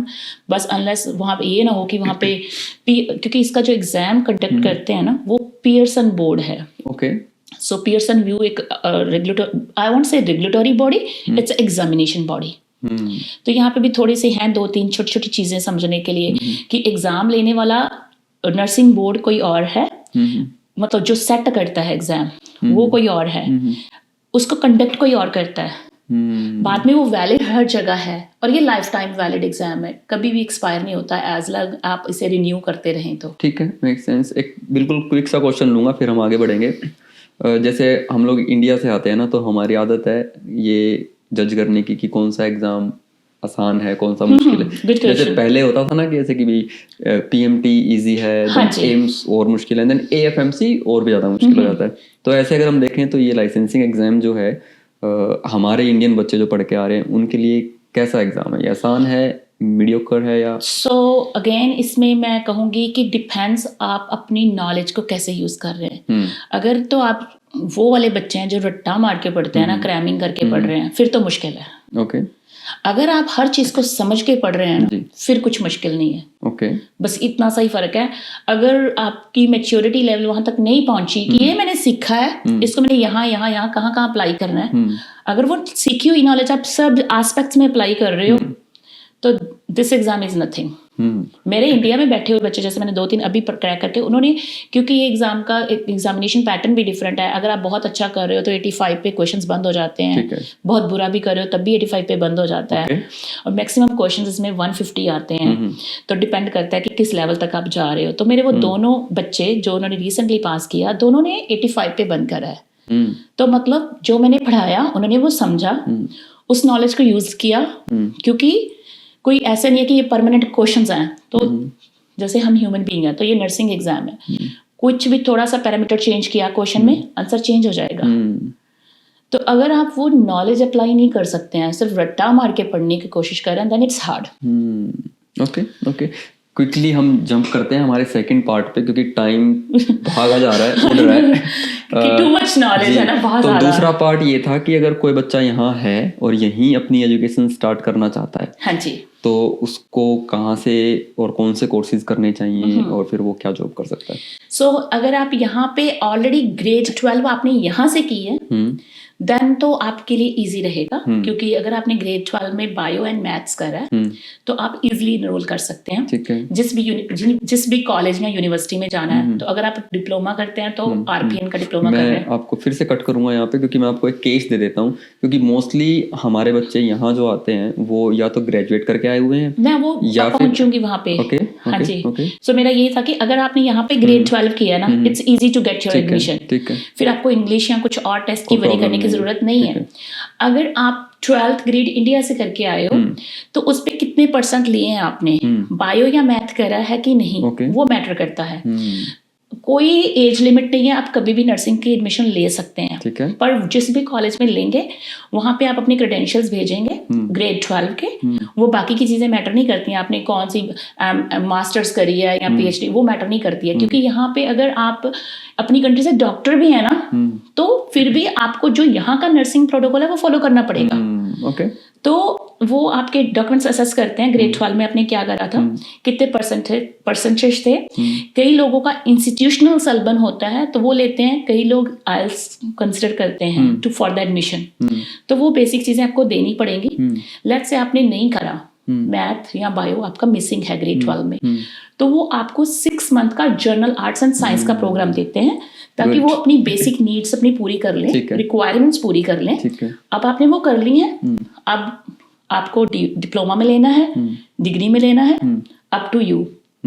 तो आपको अपने एजुकेशन के हिसाब से जो है एक असेसमेंट मिलती है, और वो आपको वो 6 मंथ का करना पड़ता है जर्नल आर्ट्स एंड साइंस का प्रोग्राम। ओके। फिर आप इक्विवेलेंट हो जाते हैं। ठीक है। आप क्योंकि आपने कहा था, आपने अपना इंटरेस्ट शो करा था कि मुझे डिप्लोमा करना है या डिग्री, तो उसी के हिसाब से वो आपको वो बेसिक जो है करने के लिए कहेंगे। ठीक है। आपने कर लिया, you are good to go for the admission. तो आप किसी भी कॉलेज में जाके जहाँ पर भी कोर्सेज हैं वो पूरे कर सकते हैं। हाँ जी। ओके। और जब वो अपना कोर्स पूरा कर लेता है, कितने टाइम के कोर्सेज होते हैं? सेम बेसिक प्रोग्राम 2 साल का और 4 साल का। ओके। अगर आपने डिप्लोमा करना है तो 2 इयर्स की स्टडी करनी पड़ेगी। ठीक है। डिग्री करनी है तो 4 साल की स्टडी करनी ठीक है। पड़ेगी। वही डिप्लोमा करके बंदा आरपीएन बनेगा या आरएन बनेगा? हाँ, डिप्लोमा करने के बाद सेम रजिस्ट्रेशन एग्जाम आपको देना पड़ेगा। डजंट मैटर आप कहाँ से पढ़े हैं, आप कनाडा में भी पढ़े हैं, रजिस्ट्रेशन एग्जाम आपको लिखना पड़ेगा। इंडिया से भी पढ़े हैं तब भी, so you have to write the registration exam. Okay. और इन कोर्सेज में बंदा इंडिया में बैठा हुआ भी, जैसे स्टूडेंट वीजा पे आते हैं, हाँ जी, इन कोर्सेज में पढ़ने के लिए आ सकते हैं? यस, डेफिनेटली आ सकते हैं। जो बच्चों के बड़े अच्छे स्कोर्स होते हैं, जैसे जब मैं अपनी परसेप्टरशिप कर रही थी, तो मेरे साथ एक स्टूडेंट थी, वो भी एज ए क्लिनिकल परसेप्शंस कर रही थी, तो उसने सीधा डायरेक्ट RN 4 ईयर प्रोग्राम में एनरोल करा था, क्योंकि उसका आइल्स का स्कोर अच्छा था और उसका ग्रेड 12 में 90% से अबव था। तो शी गॉट डायरेक्ट एडमिशन। पर अगर वही आपकी क्वालिटीज, आपका कैलिबर ही आपको किसी चीज के लिए इक्विवेलेंट बनाता है। अगर आप कहोगे कि नंबर मुझे लेने नहीं है, मुझे RN में सीधा एडमिशन लेना है, तो वो तो हार्ड है। और एक बात और, जिस इंस्टीट्यूट में आप एडमिशन लेना चाहते हैं ना, उस पर्टिकुलर इंस्टीट्यूशंस में आपको ईमेल करनी पड़ेंगे आपके क्रेडेंशियल्स, और हर इंस्टीट्यूशन का थोड़ा थोड़ा डिफरेंट होता है। ठीक है। जो भी इंस्टीट्यूशन में आप जाना चाहते हैं, जहाँ आपको इजी लगा, आफ्टर द रिव्यू जो भी आपको वो भेजेंगे, उस इंस्टीट्यूशन में आप एडमिशन ले सकते हैं। ओके, ग्रेट, बहुत बढ़िया। क्विक क्वेश्चंस पे आऊँगा मैं लास्ट सेक्शन के अंदर, बट क्योंकि अभी हमें तकरीबन 40-45 मिनट हो गए हैं बात करते हुए। नाइस। और मैं आपसे जानना चाहूँगा सैलरीज के बारे में, क्योंकि वो सबसे इंटरेस्टिंग पार्ट है। हाँ जी। क्योंकि आदमी कोई कोर्स कर रहा है, इतनी मेहनत कर रहा है, तो एट द एंड उसको देखना है कि मैं कमाऊंगा कितना। तो मुझे ये बताइए कि जो RPN है, RN है, या प्रैक्टिशनर नर्स PN है, इनकी सैलरीज कितनी होती हैं? So salaries, that's a very interesting part, क्योंकि हर जो हम करते हैं कुछ भी, वो बेसिकली हमारा एम, तो नो डाउट हम केयरिंग प्रोफेशन है, पर अपने घर को भी तो केयर करना है ना। तो अगर तो हम एक्सपीरियंस लेके आते हैं पीछे से, तो वो एक्सपीरियंस काउंट हो जाता है क्योंकि कई जॉब्स ना यूनियनाइज्ड जॉब्स हैं, तो वो जूनियर्स जो हैं आपका प्रीवियस एक्सपीरियंस काउंट कर लेती हैं। ठीक है। और अगर बिल्कुल आपने या कुछ काम नहीं किया है तो 25-26 से शुरू हो जाता है आरपीएन की सैलरी। ठीक है। And it can go up to $55 25-26 per hour Okay, cool. and it goes up to 30-35 तक जाता है। अगर आप RN है तो it starts somewhere from 35 and it can go up to like 50-60 up to you। Okay. and उसके बाद भी जो ये जो नर्सिंग की जॉब्स है ना, डिपेंड करता है, जैसे कुछ एजेंसीज होती हैं वो प्राइवेट हम उनसे काउंट करते हैं। ठीक है। गवर्नमेंट में हमेशा अच्छी सैलरी से शुरू होता है, लाइक 40-45 से शुरू होता है आरएन का सैलरी। ओके। ठीक है। और उसके बाद बहुत सारी डिफरेंट जॉब्स हैं, जैसे कई हमारे यहाँ हेल्थ केयर में एजेंसीज होती हैं, तो वो ट्रैवल नर्सेज हायर करती हैं। ट्रैवल मतलब आपको आज यहाँ जाना है दूर, कहीं और, वो तो आपको $70-80 से भी स्टार्टअप करते हैं। Okay. All depends up to your calibre. और जब हम आरएन या आरपीएन कर लेते हैं उसके बाद कुछ स्पेशलाइज्ड कोर्सेज भी हैं 1 ईयर का या 2 ईयर का, तो आप किसी पर्टिकुलर एरिया में स्पेशलाइज्ड भी हो सकते हैं। ओके। तो वो भी बड़ी इंटरेस्टिंग है। उसके बाद जब आप स्पेशलाइज्ड हो गए ना, तो वो भी ऐड ऑन करता है आपकी सैलरी में। जैसे infection control nurse, wound care nurse, chemo nurse, palliative nurse, ऐसे डिफरेंट कोर्सेज करने से आपको और ज़्यादा अपॉर्चुनिटी मिलती है अर्न करने की, एक्सप्लोर करने की। जैसे आपने जो पर आवर जॉब बताई थी ना, उससे मुझे सुन के अच्छा लगा, क्योंकि मिनिमम यहाँ पर $16-17 पर आवर है and you can start from 25 and 35 per hour. लेकिन जब आपने वो गवर्नमेंट जॉब का जो फिगर बताया ना कि 40-45 अच्छी सैलरी है, तो मैं डाइजेस्ट नहीं कर पा रहा हूँ कि अच्छी सैलरी है। Yes, that's true. ओके, तो ये 40-45 से गवर्नमेंट जॉब स्टार्ट करके फिर ये आगे कहाँ तक बढ़ पाता है? 50-55-60 तक चला जाता है। ओके। हाँ जी। विद एक्सपीरियंस बढ़ती है? Yes, with experience, yes, it does increase. और वही मैं बात कर रही हूँ कि अगर आप इंडिया से ही ऑलरेडी करके आए हैं NCLEX, इवन आप स्टडी वीजा पे भी आए हो, तो आपको जो 20 आवर्स लीगल आवर्स हैं, तो वो आप एज ए नर्स काम कर सकते हैं। तो क्यों $17-18 की जॉब करनी है जब आप 30-35-40 से शुरू कर सकते हो? Why you want to do from the $17? तो वो मैंने बच्चों को कंसेप्ट क्लियर करने की कोशिश की थी जब मैं इंडिया में गई थी कि आप स्किल्ड हो, वेट करो, क्योंकि कनाडा यही रहना है। Canada is not gonna go anywhere. It's very important to get your stability, your financial support in your hands. और वैसे भी अगर इंडिया में हैं तो घर वाले पे कर रहे हैं, घर वाले तुम्हारे डिशेस कर रहे हैं, तुम्हारे लॉन्ड्री कर रहे हैं, everything. What you have to do, only study. नहीं, आप बिल्कुल ठीक कह रहे हो कि क्योंकि मिनिमम सैलरी अगर आपकी $25 से स्टार्ट हो रही है, तो आपको फोकस करके जितना जल्दी हो सके इस करियर को स्टार्ट कर देना चाहिए। बेसिकली मैं जब यहाँ पे भी स्टूडेंट है ना, जैसे जॉब्स करते हैं साथ के साथ, मैंने कहा कि मैं ये नहीं कह रही जॉब छोड़ो, 1-2 शिफ्ट कम कर लो और अपने एग्जाम पे फोकस करके इसे खत्म करो, क्योंकि ये तो खत्म हो जाना है अगर पास हो जाएगा तो। इसको क्यों लिंगर ऑन करते रहोगे, है ना? अब के 2-4 पैसे कम कमाए, तुम्हें कल जल्दी जो है फाइनेंशियल स्टेबिलिटी मिलेगी। हम अब कंबाइन करते हैं इमिग्रेशन के साथ, है ना? क्योंकि आज के दिन जितनी रिस्ट्रिक्शंस लग गई है ना इमिग्रेशन पे, वर्क परमिट मिलने की, देन PR की, आई नो, इसमें अब ये हेल्थ केयर सेक्टर और ट्रेड जो है, ट्रेड वाली जितने भी सेक्टर हैं वो ज़्यादा इंपॉर्टेंट हो गए हैं, क्योंकि उनमें अभी भी स्कोप बचा हुआ है उनको, राइट? तो मेरा क्वेश्चन वहीं से बनेंगे, अब छोटे छोटे जितने ही बनेंगे। नंबर 1 कि लेट्स से कि किसी ने यहाँ पर इररिलेवेंट फील्ड में कोई भी डिप्लोमा किया हुआ है, कुछ भी किया हुआ है, डजंट मैटर, लेकिन उसने साइंस +2 में साइंस से किया था और बायोलॉजी भी था उसके पास, और उसका ग्रेजुएशन किया, फिर फाइनेंस में कोई PG डिप्लोमा कर लिया एंड एनीथिंग, क्या वो भी वापस यहाँ पर किसी कोर्स में एडमिशन ले सकता है हेल्थ केयर से रिलेटेड? डेफिनेटली। मैंने आपको पहले ही बताया है कि एज मैटर नहीं करती है, कोई डिफरेंस मैटर नहीं करता है, कितना गैप है कोई मैटर नहीं करता।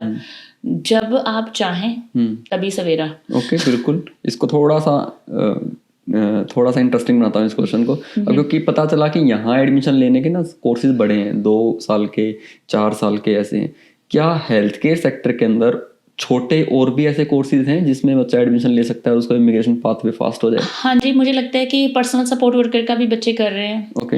और अपार्ट फ्रॉम द नर्सिंग जैसे डेंटल हाइजीनिस्ट वगैरह या कुछ ऐसे प्रोग्राम्स हैं, क्योंकि जहाँ पे आपको इजी जो है मतलब इमिग्रेशन में हेल्प हो सकती है। टू बी ऑनेस्ट मुझे बहुत लंबी चौड़ी लिस्ट तो नहीं मैंने देखी है इमिग्रेशन की, क्योंकि आजकल बहुत सारी चेंजेस आती हैं एंड ज़्यादा बिजी होने की वजह से मैं वो लिस्ट नहीं देख पा रही हूँ, ना ही मैंने देखी है। बट मुझे लगता है कि PSW का पर्सनल सपोर्ट वर्कर का जो प्रोग्राम है वो फास्ट ट्रैक हो जाता है बच्चों के लिए। प्लस कोई कितने टाइम का कोर्स है ये? PSW तो 1 ईयर का प्रोग्राम और है। इसमें एलिजिबिलिटी क्या मांगते हैं? एलिजिबिलिटी कुछ नहीं है उसका स्पेसिफिक ज़्यादा, आपने +2 की हो तो you will be eligible for that. Okay. महंगा कोर्स है? महंगा वही जो आइडियल एक्सपेंस होता है यहाँ का 9,000 अगर 6,000 एंड अगर आपके पास स्टेटस है कोई जैसे परमानेंट रेजिडेंसी है फिर तो गवर्नमेंट ग्रांट्स मिल जाती हैं। ओके। एंड इसमें मैं ये भी ऐड करना चाहती हूँ कि लेट्स से कोई अपना प्रोफेशन या करियर चेंज करना चाहता है तो it's very good to do after your permanent residency. You know why? बहुत ग्रांट्स हैं, बहुत ज़्यादा, rather than spending from your own pocket. और कहाँ आप, जैसे मैंने जब रिफ्रेशर प्रोग्राम करा था तो आई जस्ट मैंने तो खुद पे ही कुछ नहीं किया था। आई विल से मेरी फीस भी $2,500 थी एक सेमेस्टर की, तो दूसरे की भी 25, तो अराउंड 5,000 ऑनली। तो वहीं पे मेरी जो फ्रेंड थी वो इंटरनेशनल स्टूडेंट थी एंड शी वाज पेइंग 9,000 पर semester and she paid 18,000 for the same course जिसके लिए मैंने सिर्फ $5,000 पे करे। और वो 5,000 टू बी ऑनेस्ट मैंने अपनी पॉकेट से पे नहीं करे। You know why? क्योंकि मुझे जो ओंटारियो स्टूडेंट का एसोसिएशन का प्रोग्राम का जो लोन है वो मिल गया था और वो लोन भी इतना अच्छा कि मुझे स्टडी का लोन तो मिला ही मिला, प्लस जो टाइम ड्यूरेशन पे मैं पढ़ रही थी उस टाइम ड्यूरेशन में जो मुझे सपोर्ट, फाइनेंशियल सपोर्ट चाहिए थी बच्चों के लिए वो सारा इंक्लूडेड अराउंड 30,000 मुझे मिला। जो लोन वाली आप बात करो OSAP की बात हाँ जी। एंड वो भी इतना इजी है टू पे back. Every month you can start up with $70-80 per month, pay for 30 years, who cares? You have a support. Easy go. Okay, that's great. कुछ छोटे से क्विक क्वेश्चंस हैं मेरे पास आपके लिए। सॉरी मैं एक बात मैं ये ऐड करना चाहती हूँ, क्योंकि देखो जब मैं नई आई थी ना तो मेरे पास एक जो मेरा सबसे बड़ा फियर था कि मैं पढ़ नहीं सकती क्योंकि मेरे को भी घर पे सपोर्ट नहीं है। और अगर यही कहीं मुझे OSAP की बात पहले होती पता तो वही जो मैंने 2 साल अपने मैंने कुछ नहीं किया 2 साल, पर जब मैं आई मैदान में तो फिर मैं उनका अब सब कुछ कर देना तो वो मैं बहुत अर्ली टाइम सेव कर सकती थी अगर मुझे ये चीज़ों का पता होता कि मुझे सपोर्ट है। I am not gonna be a burden on my husband. Okay, that makes sense. It's very important to know about all those financial resources कि कहाँ से आपको सपोर्ट मिलती है। Great. इस रिसोर्सेज को भी हम किसी एक अलग पॉडकास्ट में डिस्कस कर सकते हैं। आपके पास बहुत एक्सपीरियंस है, आपने मोर देन 500 जो है स्टूडेंट्स को ट्रेन किया है इस करियर को बनाने के लिए, बहुत लोगों से बात भी करते हो।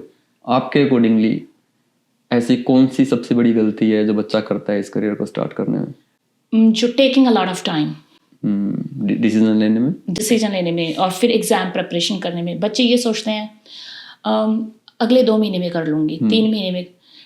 टाइम तो ऐसे ही चलेगा, आपको चेंजेस करनी है, आपको स्टेप अप करना है। Nothing gonna be easy, you never know life में कब क्या चैलेंज आ जाए। अब आज ये चैलेंज है जो आप सोच रहे हो कि कल कोई इजी होने वाला, क्या पता इससे भी मुश्किल चैलेंज और आ जाए। वेट क्यों करता है बच्चा? नंबर ऑफ अटेम्प्ट्स लिमिटेड है? नहीं, वेट बस फैमिली सपोर्ट नहीं है जी, दिस एंड दैट है, फोबिया है एग्जाम का। तो फोबिया तो दैट्स ओके, हर बंदे को है फोबिया, सो व्हाट, ट्राई करने से तो पता चलेगा ना। घर से निकलेंगे तो डेस्टिनी पे पहुंचेंगे ना, अगर निकलेंगे ही नहीं तो डेस्टिनी से कहाँ कैसे पहुंचेंगे? तो नंबर ऑफ अटेम्प्ट्स पे कोई रिस्ट्रिक्शन है? नहीं, वो अनलिमिटेड है, मैंने बताया। नोवा स्कॉशिया में अनलिमिटेड है और कोई US वाले में जा रहा है अनलिमिटेड है, वहां भी अनलिमिटेड है, तो कोई टेंशन नहीं। बस आपको फेल करते हो तो एग्जाम फीस दोबारा देनी पड़ेगी। हाँ, फीस, एग्जाम एलिजिबिलिटी भी नहीं लेनी है दोबारा, सिर्फ ऑथराइजेशन अप्लाई करनी होती है दोबारा, सिर्फ ऑथराइजेशन। तो जो अराउंड 400 फीस जिसका था वो दोबारा लग जाएगा, वो अप्लाई करने के लिए दोबारा लगता है। ओके। अगर किसी ने BSc या GNM तो किया है इंडिया से, लेकिन उसके बाद जॉब किसी और सेक्टर में किया 3, 4, 5, 6 साल, और वहाँ यहाँ क्या वो लाइसेंसिंग अप्लाई करता है तो क्या वो ले पाएगा कि नहीं ले पाएगा? डेफिनेटली ले सकते हैं लाइसेंस, एलिजिबिलिटी मिल जानी है। पर मैं हमेशा यही एडवाइस करती हूँ कि प्लीज़ आप अपने दूसरे एरियाज में टाइम जो है वेस्ट ना करें। अपना कम से कम रीसेंट एक्सपीरियंस, कम से कम 6 महीने साल का जरूर लेके आए। अगर नहीं लाते हैं तो उससे क्या अफेक्ट होती है एप्लीकेशन? ओके, डिले हो जाती है, रिजेक्ट होने के चांस? नहीं, रिजेक्ट कभी नहीं होती है। एलिजिबिलिटी आपको मिल जाएगी, ठीक है, बट ये है कि जब वो आपको लाइसेंस देंगे तो वो कहेंगे आपको रीसेंट प्रैक्टिस लेके आओ या कुछ है, तो फिर आपको इंडिया जाना पड़ेगा कि वहां से फिर से आवर्स लेके आने पड़ेंगे बना के, 1 महीना, 1.5 महीना, 2 महीना, डिपेंडिंग अपॉन द प्रोविंस की कहाँ आप अप्लाई कर रहे हो। तो व्हाई नॉट टू कि पहले इस पे वाइजली सोचा जाए। ओके, हाँ जी। तो कितने आवर्स का experience is a decent experience to apply for this? As to be honest, बाकी किसी भी प्रोविंस में ऐसा कुछ खास नहीं है। जैसे मैंने बताया ब्रिटिश कोलंबिया जो BCCNM है, वहाँ पे 1125 आवर्स इन 5 years, बड़ी बात नहीं है कोई, ठीक है। नोवा स्कोशिया वाले कहते हैं जी अगर आपका लास्ट 350 आवर्स, कोई बड़ी बात नहीं है, 2 महीने में पूरे हो जाते हैं जी बिल्कुल। तो अगर आपके पास मिनिमम 6 महीने का भी एक्सपीरियंस है, अगर आप पुराने ग्रेजुएट हैं, अगर नए हैं तो कोई चक्कर ही नहीं है, विद इन 3 years है तो कोई चक्कर ही नहीं है, यू विल बी फाइन। अगर किसी ने अप्लाई किया हुआ है एलिजिबिलिटी के लिए और उसकी फाइल डिले हो रही है, उसका सबसे बड़ा रीजन क्या रह सकता है? प्रॉपर फॉलोअप, आप फॉलोअप नहीं कर रहे हैं क्योंकि वैसे डिलेज होते ही नहीं है। अगर नहीं हो रहा है तो जस्ट डू फॉलो अप। और अगर कई बच्चे प्रॉपर गाइडेंस नहीं लेते हैं या फिर उन्हें प्रॉपर रिस्पांस नहीं मिलता है, जैसे मेरे पास अगर मेरा कोई स्टूडेंट है तो मेरे लिए सबसे ज़्यादा इंपॉर्टेंट है कि जो बच्चा मेरे साथ ऑलरेडी एग्जिस्टिंग स्टूडेंट है ना, वो मेरे लिए बहुत ज़्यादा इंपॉर्टेंट वैल्यू रखता है, रादर देन कि नंबर ऑफ स्टूडेंट्स लिए जाओ, फॉलो अप कुछ पूछ रहा है जवाब ही नहीं दे रहे हो। तो क्योंकि मेरा मानना ये है कि ये बड़ी ना क्रिटिकल जर्नी होती है, बच्चे ऑलरेडी बड़े स्ट्रेस्ड होते हैं बहुत सारी चीज़ों को लेके, तो जो एक साथ के साथ आपको मोरल सपोर्ट मिलती रहती है ना और टाइम टू टाइम गाइडेंस मिलती रहती है तो आपकी सारी चीज़ें ईजी हो जाती हैं। ओके, फॉलो अप कैसे लेते हैं? जैसे कि अगर बच्चे ने कुछ भी पूछा तो with in like same day और नेक्स्ट डे आप उसको जवाब दे रहे हो। नहीं, आपने जैसे बोला ना कि वो नर्सिंग काउंसिल को ईमेल या कॉल करना, हाँ, या उन्हें बच्चों को गाइड करना कि क्या आप पूछें, कैसे करें, क्या आप उनको ईमेल करें, उनको फॉर्मेट्स हम दे देते हैं कि ऐसी ईमेल टाइप करके डाल दो या इस नंबर पे ये एक्सटेंशन है, ऐसे इजी अप्रोचेबल है ना। क्योंकि मैंने ये सारी चीज़ें खुद फेस की हैं, मैंने रिसर्चेस करके यहाँ तक पहुँची हूँ। मेरे को टू बी ऑनेस्ट मेरा कोई मेंटोर या गाइड नहीं रहा है, तो मैंने ये सब चीजें खुद की हैं अपने लिए। Okay, that is well and cool. हमें लगभग 1 घंटा हो गया, हमको बिल्कुल लास्ट सेक्शन में एंटर कर गए हैं। आपसे एक चीज पूछना चाहूंगा कि आपको लगता है कि हमने कोई ऐसा इम्पोर्टेंट बात जो थी वो हमने मिस कर दी और वो बच्चों को पता होनी चाहिए? मेरे हिसाब से तो हमने सारे इम्पोर्टेंट एस्पेक्ट्स कवर करे हैं कि अगर आप इंडिया से ही अपना टाइम सेव कर सकते हैं तो बेस्ट थिंग है। GNM बच्चे BRN बन सकते हैं। बहुत सारे र्यूमर्स आ रहे हैं कि GNM एलिजिबल नहीं है, कुछ चेंजेस आती रहती है, पर ऐसा कुछ नहीं है, GNM बच्चे कर सकते हैं। बाकी यही कहूँगी कि अगर आप USA में जा रहे हैं तो USA का प्रोसेस करें, कनाडा में आ रहे हैं तो कनाडा का करें, नाजायज टाइम वेस्ट या एक्स्ट्रा की एप्लीकेशंस ना करें, और करके आएंगे NCLEX तो बहुत अच्छा रहेगा, चाहे कल को आए या परसों को आए, बिकॉज आप अच्छी सैलरी पे स्टार्टअप करने वाले हैं। एक और बात, जैसे मैंने आपको बताया कि PSW का कोर्स जो है बच्चे करते हैं, बट अगर आप इंडिया से नर्सिंग करके आ रहे हो ना तो आपको यहाँ पे PSW का कोर्स नहीं करना पड़ता। काफ़ी सारी एजेंसीज आपको direct as a PSW hire कर लेती हैं। ये भी बात मुझे नहीं पता थी, तो मैंने इसी चीज़ पे वेट करती रही, क्योंकि मेरे को था कि मैंने कोई और जॉब नहीं करनी, मैंने अपने प्रोफेशन में कुछ ना कुछ भी कर लूँगी, बट अपने प्रोफेशन में करना है। और मुझे किसी ने गाइड नहीं किया for year and half, more than that time I was sitting at home. And मैंने आपको बताया 2016 मतलब 15 में तो चलो मैं एंड में आई थी, तो 17 में मैंने first job as a PSW start की, और ना पता होने की वजह से। So it's very important to have the knowledge. Okay, तो इसी नॉलेज से एक चीज ध्यान आती है कि आपके जो सोशल मीडिया हैंडल्स हैं या वेबसाइट्स या जो भी इंफॉर्मेशन है वो हम पॉडकास्ट की डिस्क्रिप्शन में अगर डाल दें तो क्या बच्चा आपको रीच करता है तो उनको हेल्प कर पाओगे? डेफिनेटली। इसमें बड़ी इंटरेस्टिंग बात यह है कि मेरे को कोई भी बच्चा रीच आउट करता है ना, मैं उसे गाइड फ्री करती हूँ। I never ever charge for guidance, कुछ भी उनको पूछना है पूछें, बस मैं तब बच्चे को चार्ज करती हूँ जब वो एप्लीकेशन शुरू करते हैं या क्लासेस शुरू करते हैं। नहीं तो बहुत सारे ऐसे शुरू हो गया है काम की गाइडेंस भी लेनी है तो पर आवर आप $100 पे करेंगे दिस एंड दैट। सो मैं ये सोचती हूँ कि अगर भगवान ने मेरे पास कुछ भी अगर क्वालिटी दी है तो अगर मैं उसका थोड़ा सा 1% भी अगर बच्चों को हेल्प कर सकती हूँ तो I feel great about it, कि मैं किसी भी बच्चे को कभी मिसगाइड ना करूँ। ओके, वैसे तो मुझे आपसे एज ए प्रोफेशन में जाने के बाद क्या चैलेंजेस आते हैं, कैसा दिखता है, तो उस पर बात करनी थी, बट उसके लिए एक अलग पॉडकास्ट करना पड़ेगा। बट मैं क्विकली उसको यहाँ टच करना चाहूँगा इस पॉइंट को, कि ये क्वेश्चन बहुत सुनने को मिलता है कि नर्स काम करना है, नर्स काम करना एक स्ट्रेसफुल जॉब है, ऐसा क्यों कहा जाता है?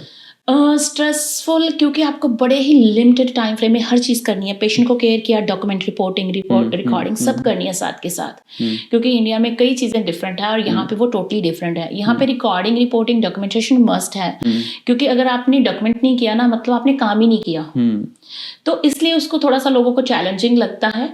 पर अगर आप बहुत अच्छे टाइम मैनेजर हैं, अगर आपको सारी चीज़ें ऑन द टो हैं, कर सकते हो टाइम पे, तो सब कुछ हो सकता है। ओके, लोग बोलते हैं कि ओवर टाइम बहुत करना पड़ता है, क्योंकि we are struggling with the health care teams members, तो है कम, टू बी ऑनेस्ट नर्सेस कम है, तो इसलिए फिर लोगों को ओवर टाइम करना पड़ता है। ओके, और नाइट शिफ्ट भी मैंडेटरी होती हैं या आप जैसे जैसे एक्सपीरियंस होते हो? डिपेंड्स, नहीं जो जहाँ भी आप काम करते हैं ना वहाँ का डिपेंड करता है स्ट्रक्चर क्या है। कई लोग ऐसे होते हैं they love to do the night shifts, तो वो मोस्टली नाइट शिफ्ट्स ही लेते हैं। और सबसे अच्छी बात यहाँ पे ये है हमारे कनाडा में कि ओरिएंटेशन में आपको सब कुछ करना पड़ता है, डे नाइट्स एंड इवनिंग्स सब कुछ करना पड़ता है, बट आफ्टर द ओरिएंटेशन आप चूज कर सकते हैं, आप अपनी अवेलेबिलिटी दे सकते हैं।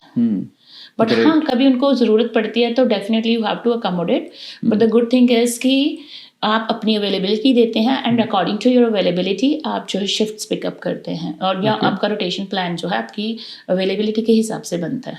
Okay, great. अगर काम करते को आपको यहाँ 4-5 साल हो गए हैं, डिसेंट टाइम हो गया है, तो एनुअल इनकम आपकी कहाँ तक पहुँच जाती है नर्सिस की? मुझे लगता है मोर देन 1 लाख। ओके, हाँ जी, 75,000 80,000 से लेके 1 लाख तक। अच्छा, अगर आप अच्छे करते हैं आवर्स तो yes. Okay, well and good. Well, ये था आज का पॉडकास्ट। मनदीप जी, कैसा लगा आपको? बहुत अच्छा लगा, मुझे अच्छा लगेगा क्योंकि बहुत सारे लोग सुन पाएंगे, और ये जो मुझे लगता है कि एक नॉलेज गैप है बच्चों को इस प्रोसेस के बारे में, तो I will be feeling very great कि अगर बहुत सारे लोग यहाँ से लर्न करेंगे। तो आपसे बात करके तो बहुत अच्छा लगा, बट मैं चाहती हूँ कि ज़्यादा से ज़्यादा लोगों को इस चीज़ों के बारे में पता चले, और जो सिर्फ कंफर्ट जोन्स में बैठे हैं ना, कंफर्ट जोन में बैठने से कुछ नहीं होने वाला। We have to come out of the comfort zones to achieve something in the life. Exactly, yeah thank you so much Mandeep ji, आपने इतना टाइम दिया, और आपके साथ एक और पॉडकास्ट जरूर करेंगे जिसमें हम एक जो नर्सिंग प्रोफेशन की जो लाइफ होती है उसको हम एक्सप्लोर करेंगे कि उसमें क्या चैलेंजेस हैं, और उसके लिए पहले से बंदा कैसे प्रिपेयर हो सकता है, या ये जान सकता है कि शायद मेरे लिए प्रोफेशन बना ही नहीं, तो इतना अपना टाइम ना वेस्ट करे वो जाने के लिए। राइट, एक बार फिर से आपका तहे दिल से शुक्रिया, और जल्दी ही आपसे एक दूसरे पॉडकास्ट में मुलाकात होगी। Thank you ji, thanks a lot चंद्रारा ji for having me here, and मैंने बहुत अपने आप को like I am feeling good कि मैंने बहुत सारी नॉलेज शेयर की है, तो बहुत सारे लोगों को इसके बारे में पता चलेगा। 100% you are most welcome. So guys, ये था आज का another super duper informative podcast. मुझे पर्सनली बहुत अच्छा लगा सुन के, क्योंकि इसमें ऐसी डॉट्स थी काफ़ी जो डिस्कनेक्टेड थी इस पॉडकास्ट को शुरू करने से पहले, और इसमें इंफॉर्मेशन जो मिली वो मेरे खुद की डॉट्स कनेक्ट हो गए हैं। तो आई एम प्रीटी श्योर कि अगर आपकी जरा सी भी इच्छा है हेल्थ केयर सेक्टर में कनाडा में अपना करियर बनाने की, तो ये पॉडकास्ट आपके लिए बना है। और आप इस पॉडकास्ट को हर उस बच्चे के साथ शेयर कर दीजिए जो अभी भी कैनेडियन ड्रीम इंडिया में बैठा देख रहा है। तो health care is one of best sector to enter. उसमें आप इंडिया में बैठे भी कुछ कर सकते हो और यहाँ आने के बाद भी बहुत कुछ कर सकते हो। अगर आपने अब तक चैनल को सब्सक्राइब नहीं किया है तो सब्सक्राइब जरूर कर दीजिए, और इस वीडियो को शेयर भी जरूर कर दीजिए। मैं अपनी वाणी को इन्हीं सभी बातों के साथ यहीं विराम देता हूं। अगले हफ्ते फिर मिलेंगे एक नए गेस्ट के साथ, एक नई इन्फॉर्मेशन के साथ, और एक प्यारे से पॉडकास्ट के साथ। तब तक के लिए आपका दिन शुभ हो, आपकी सेहत अच्छी रहे और आप निरंतर प्रगति करते रहें। जय राम जी की।